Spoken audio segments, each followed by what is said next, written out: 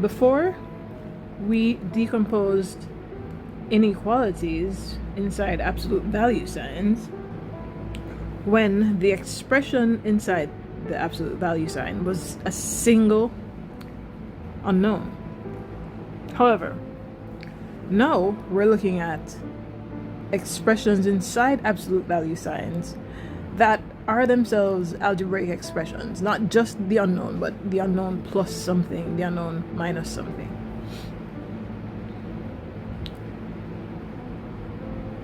These work in a similar way. So just as when we had x is less than 2, that leads us to the conclusion that either x is itself less than 2 or minus x is less than 2.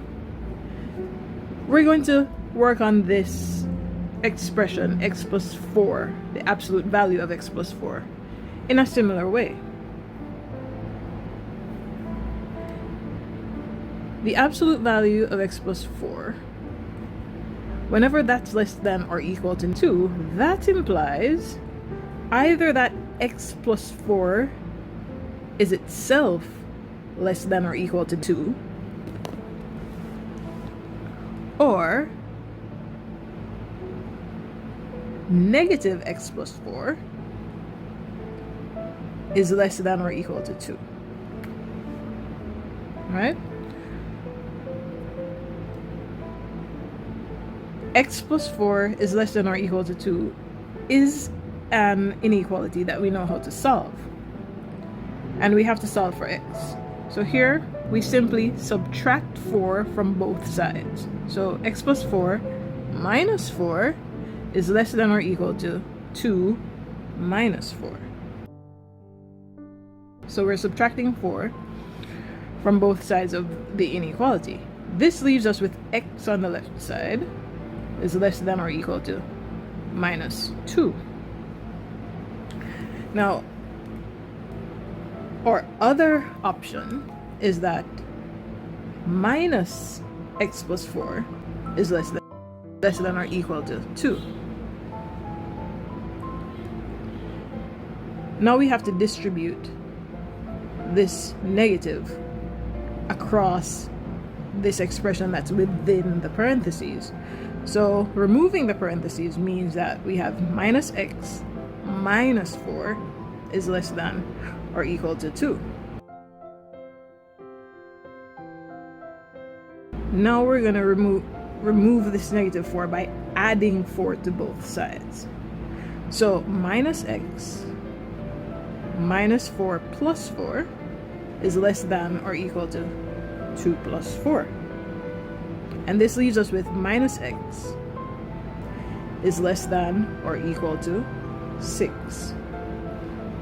Now we have to get this so that x is on the left side, not a minus x, but just x on its own, which means we're going to have to divide through by negative 1. Since we're dividing through by negative 1, it's a negative number that we're dividing through by, we'll have to flip the inequality.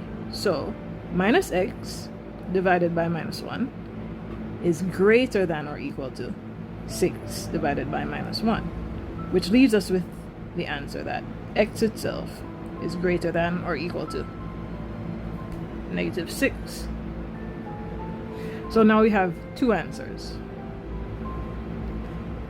We have that x can be less than or equal to negative 2, or that x can be greater than or equal to negative 6. And not only that, but x can also take any value in between that range.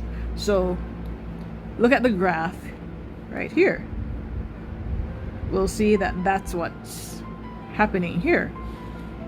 Either x is less than or equal to negative 2, so it takes any value from negative 2 on in the negative direction, or it takes any value, x being greater than negative 6, has it taking any value from negative 6 upward in the positive direction. But naturally, starting at -2, going in the negative direction, we'll have to stop at the other end of the range, which is -6. And -6 goes toward the positive direction but stops at -2.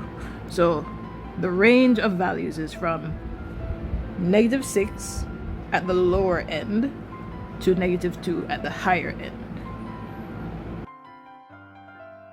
So the key takeaways here are, once we've decomposed this absolute value to have two possibilities, either that x plus 4 is itself less than 2, or that minus x plus 4 is less than 2, it's very important that we distribute the negative sign properly across this expression in parentheses. So the negative sign multiplies the x and it multiplies the 4, giving us minus x minus 4 is less than 2. Then we can solve for x by bringing the 4 over here and changing the sign, and then dividing through by -1 after we've done that adjustment. Our answer will be that x is greater than or equal to -6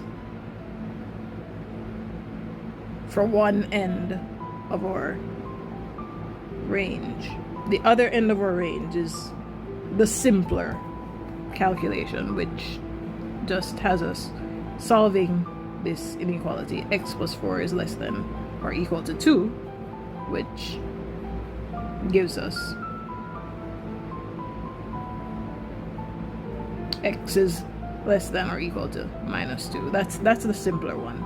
The main thing to remember is always be careful when distributing the negative sign across the expression that's inside the parentheses, and ensure that when you're dividing through by a negative number, you always remember to flip the inequality sign. So if it's a less than sign, it becomes a greater than sign, and vice versa.